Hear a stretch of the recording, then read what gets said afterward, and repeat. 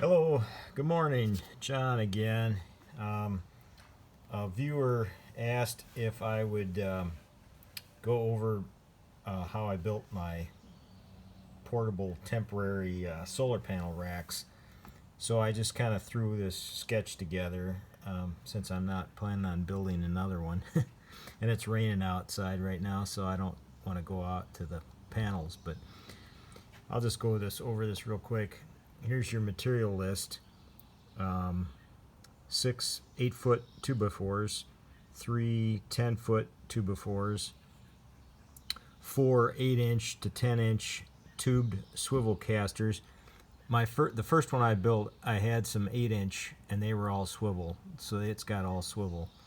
The second one I built, I had to buy some. They only had two swivel and two fixed, so it's got two swivel and two fixed. And I put the swivels on the side.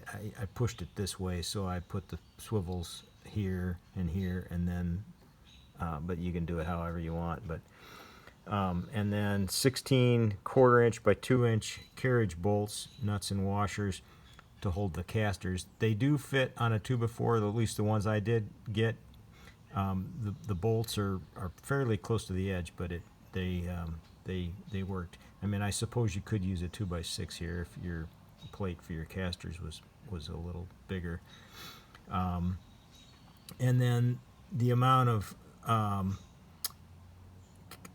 carriage bolts needed depending on how many panels. I had 6 panels, well, actually 6 of string and another 6, so I had 2 per panel. So but it'll determine how big your panels are, how many carriage bolts you need.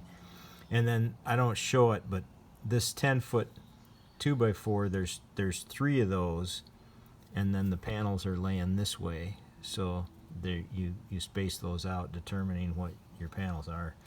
And this is an 8-foot 2x4. This is an 8-foot 2x4. 8-foot 2x4. 8-foot 2x4. 8-foot 2x4. These get screwed in with the construction screws, the 3-inch construction screws. This one gets put in like that on that edge to hold the panel, and then your butt hinges screw in, and then this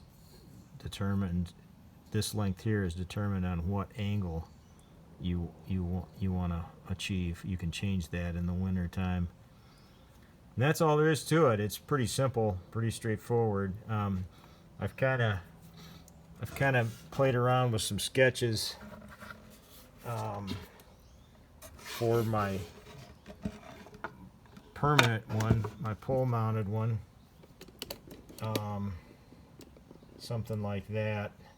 And I'm thinking I'm going to do something like this for my garden. I'm going to change my garden location.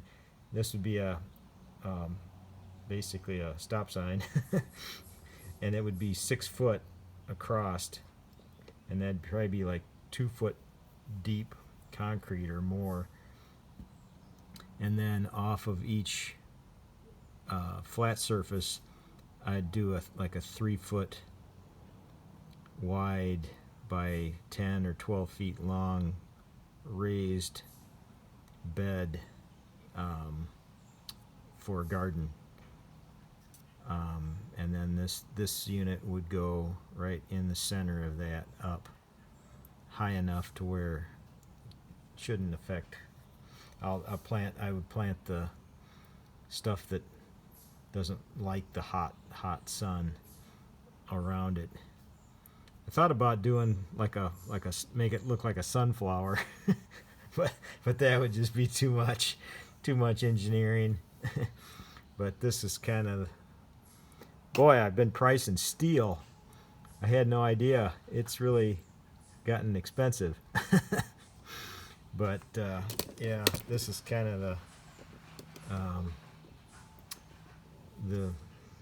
the idea that I'm going to have, and it would swivel. It would be able to swivel wherever. And then I've got a lot of deer out here where I live, so I'm probably going to have to build a build a fence around it. But I do have the other panels out at the current garden. I got my trench dug and the PVC put in the ground, and so anyhow, hope that helps that person that wanted the material and how I built it. So all right, take care, God bless.